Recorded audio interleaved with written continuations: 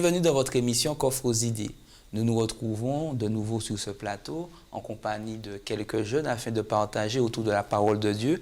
Cette fois-ci, nous commençons un cycle d'études autour du rôle de l'Église dans la communauté. Donc avant tout, j'aimerais souhaiter la bienvenue à Jessica, Maël, Josué, Yanitza et Yvelise. Bienvenue à vous et merci de prendre ce temps afin de partager autour de la parole. Sans plus tarder, j'aimerais que, dans la tête, et Josué priera avec nous. Prions. Nous te remercions, Seigneur, pour ce moment de partage que tu nous accordes. Nous te demandons de nous accorder ton esprit afin que tout ce qu'on dira puisse être en accord avec ta volonté. Garde-nous, protège-nous, nous remettons ce moment entre tes mains. Nous t'avons prié en ton Fils Jésus. Amen. Amen. Merci, Josué. Ce thème va nous emmener à plonger le regard dans le rapport que Dieu propose, que l'Église puisse avoir avec son lieu d'implantation.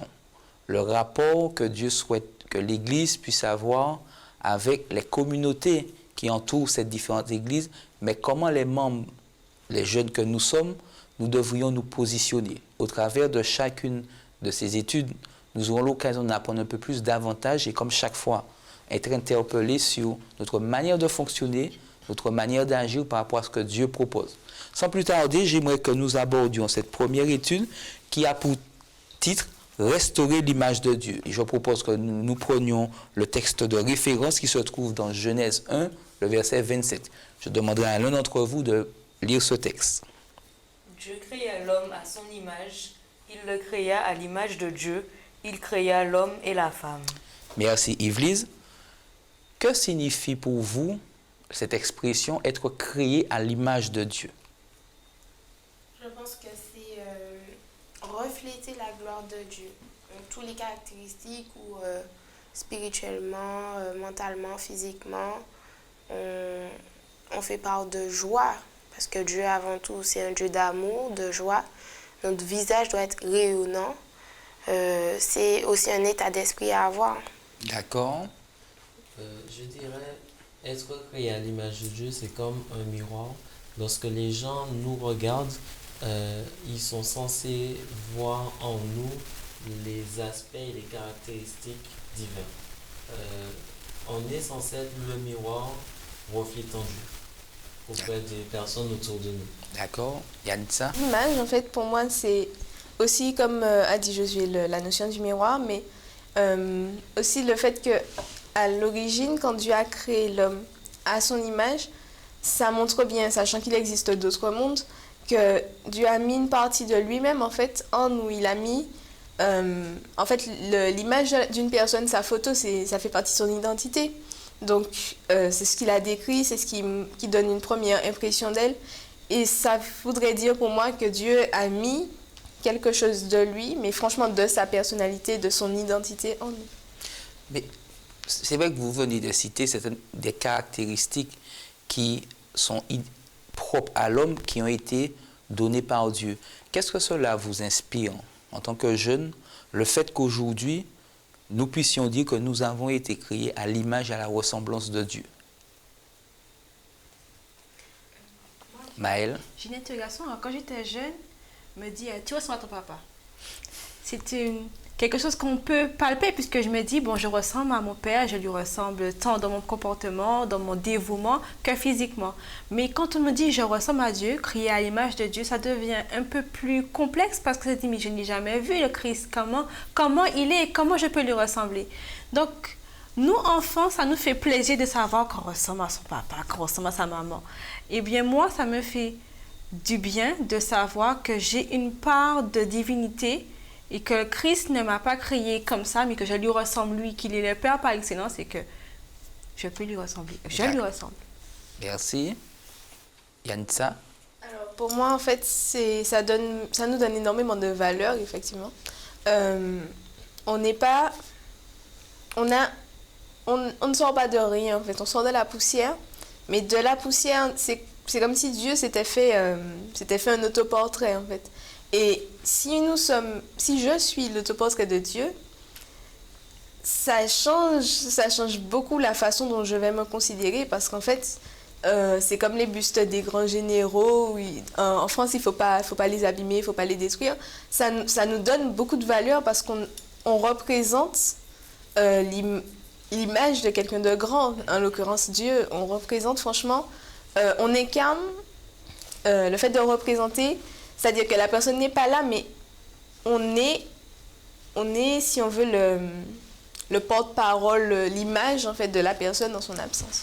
D'accord, Josué qui... Oui, mais en fait, le fait de savoir qu'on a été créé à l'image de Dieu met une part d'excellence en nous et une part de très haut niveau. À savoir qu'on sait que Dieu, c'est l'excellence, c'est ce qui se fait de mieux, c'est l'excellence, quoi.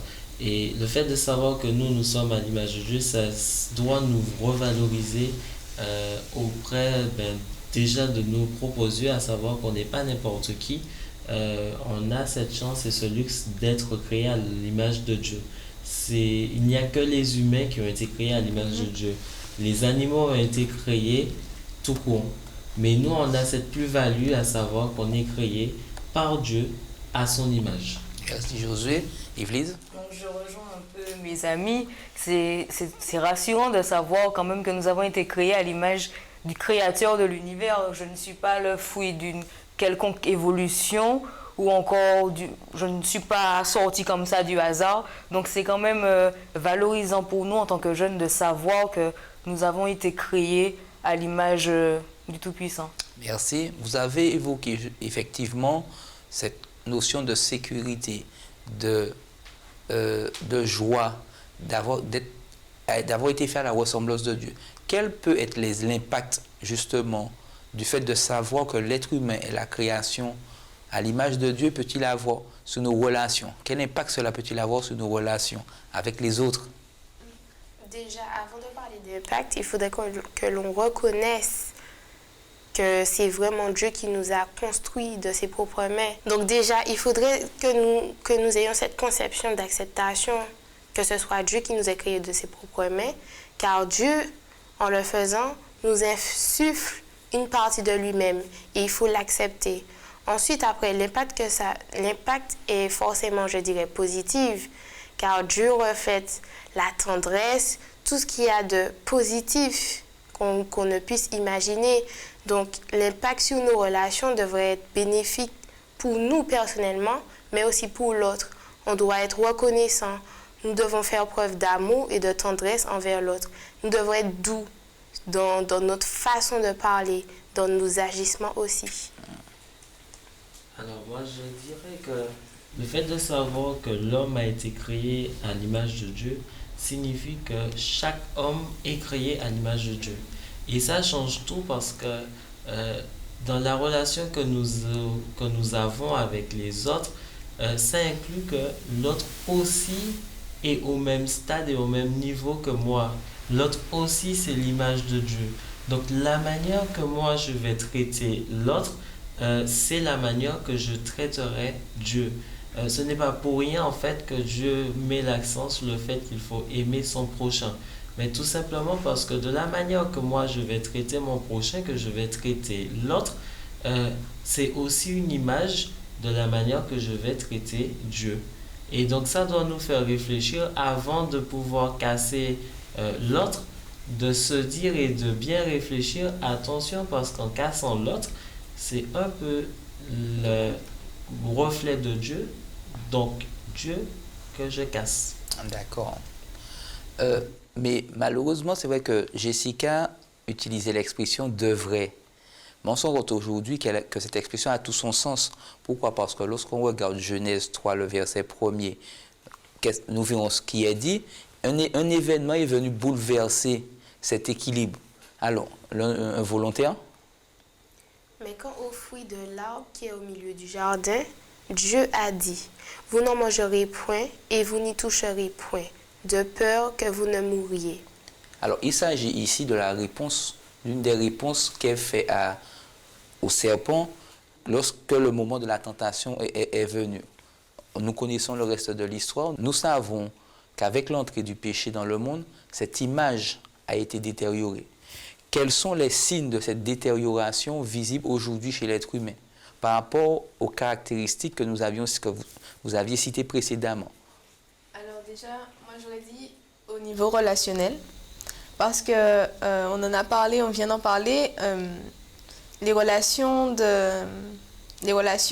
entre créatures de Dieu, entre différents reflets, si on veut, de Dieu, sachant que quand un artiste fait son autoportrait, il se représente sous différents jours et sous la façon dont il se perçoit. Donc si on est plusieurs créatures de Dieu, on est plusieurs façons dont Dieu, si on veut, se voit. Quand il a créé Adam, quand il a créé Ève.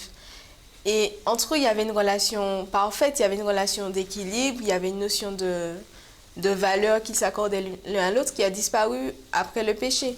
On a donc au niveau relationnel, on ne se respecte plus vraiment et en fait, on a tendance à se considérer comme supérieur en fait par rapport à l'autre. Et non seulement on perd cette notion de respect de l'autre, mais aussi on a tendance à oublier le fait qu'on est à l'image de Dieu. On a tendance à se croire à l'image de nous-mêmes, en fait. Et donc, tout ce qui s'ensuit, c'est mon corps, c'est à moi, je fais ce dont j'ai envie, je ne suis plus la volonté de Dieu, je ne me soumets pas à Dieu. Et forcément, les actes qui vont en découler, les impacts sur la société, je fais ce que je veux des autres qui m'entourent. D'accord.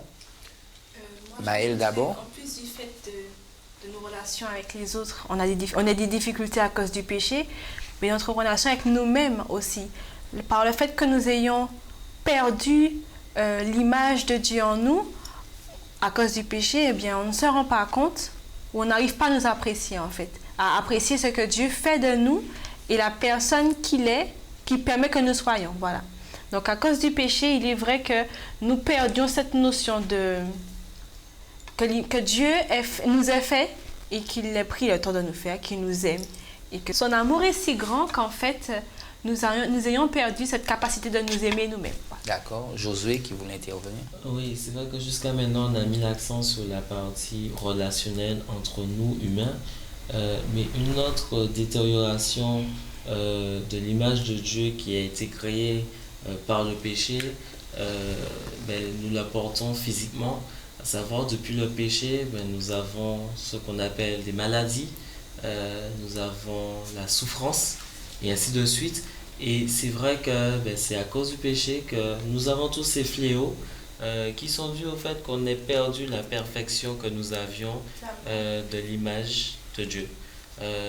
La mort aussi, qui fait partie, qui est parfois la résultante de maladies et de toute souffrance.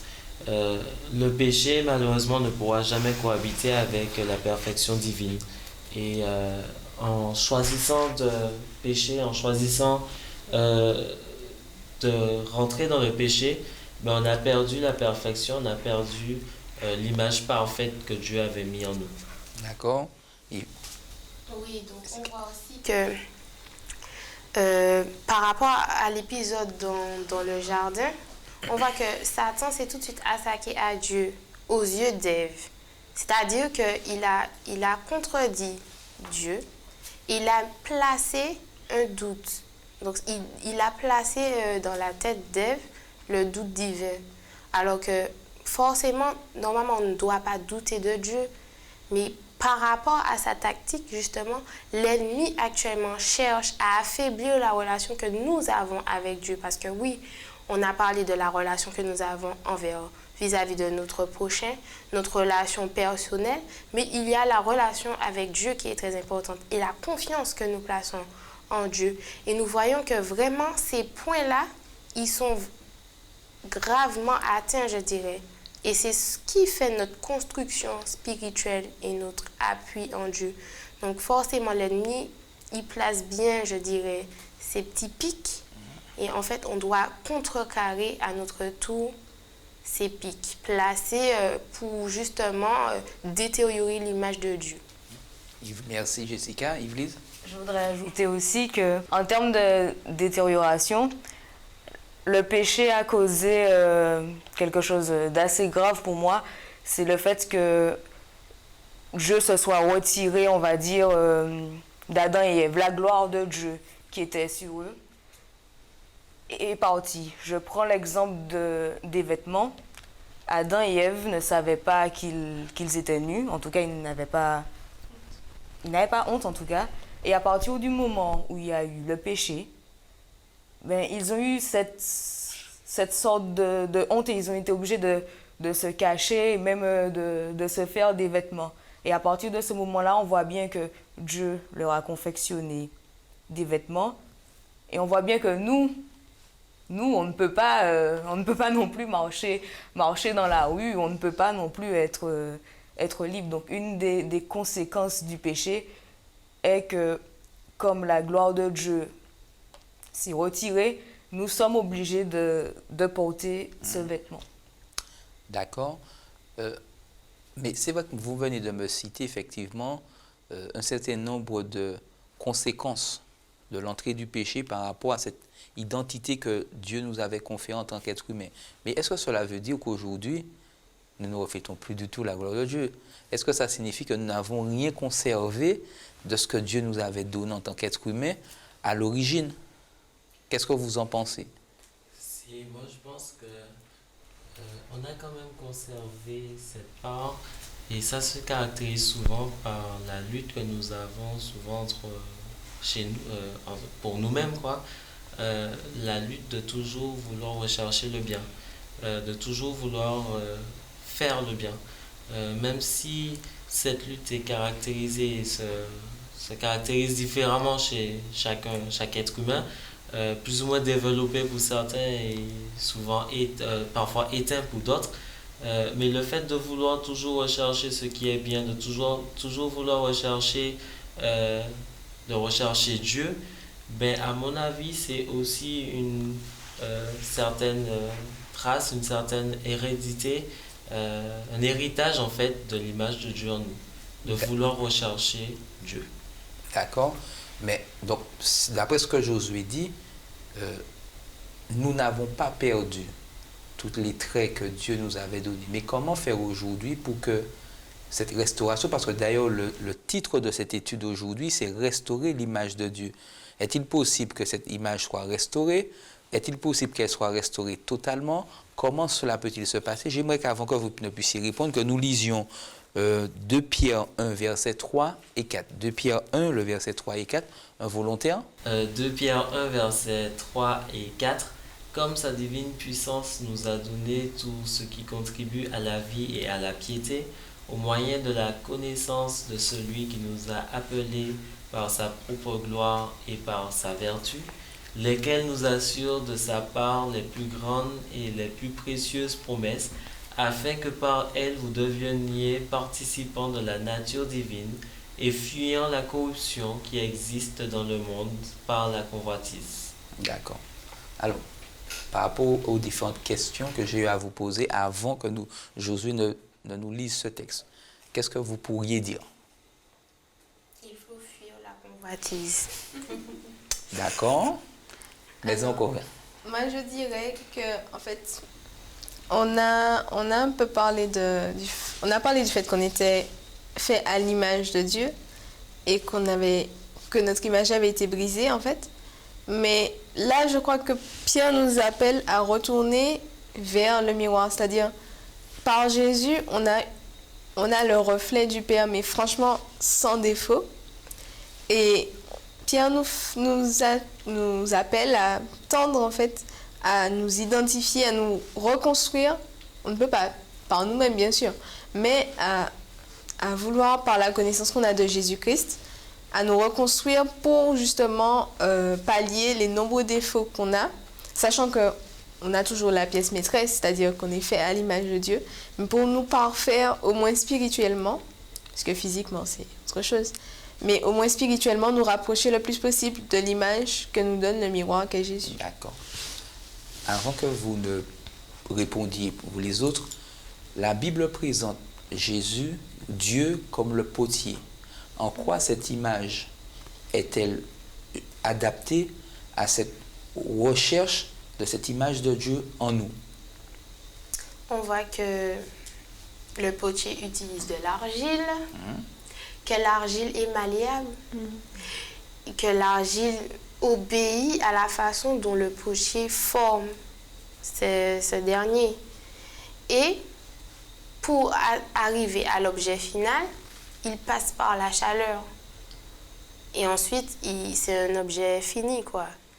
Ben, on peut le voir de cette façon, se laisser concevoir par Dieu et la chaleur que le potier utilise pour mettre sa finition en place.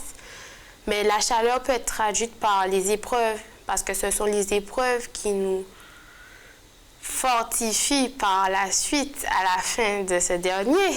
Parce que les épreuves, ce n'est pas... C'est chaud. Voilà, c'est très chaud. C'est chaud comme le feu. Et en fait, ce sont ces épreuves qui nous aident à progresser dans notre vie spirituelle. Donc, c'est de cette façon, en fait, qu'on peut adapter la vision de Potier, en fait. D'accord. Alors, en fait, c'est vrai que l'image de l'argile est assez intéressante dans le cas de figure. L'argile a plusieurs propriétés, plusieurs stades.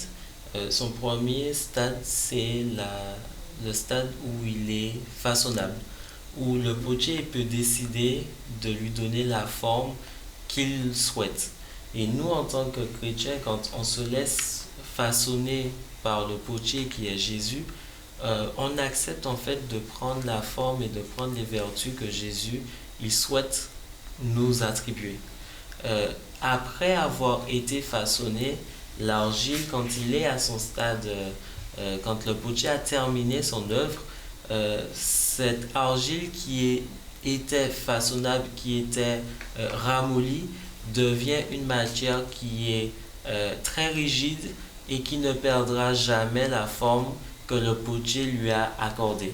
Et nous, en tant que chrétiens, quand on a été formaté par le potier qui est Jésus, une fois que Jésus nous a remis l'image du Père en nous, nous a façonné de la façon dont il voudrait que nous soyons, une fois qu'il a terminé son œuvre, nous devons garder les mêmes traits, les mêmes aspects qu'il nous a initialement accordés. D'accord, merci Josué. Une dernière question que j'aimerais d'ailleurs vous poser. En quoi l'éducation prend-elle tout son sens hors des études donc de la scolarité, prend-elle tout son sens dans ce processus de restauration? J'ai envie de dire que l'éducation, ou ce qu'on pourrait appeler éducation, ou encore la recherche à se faire façonner, c'est la phase où on est façonné par Jésus.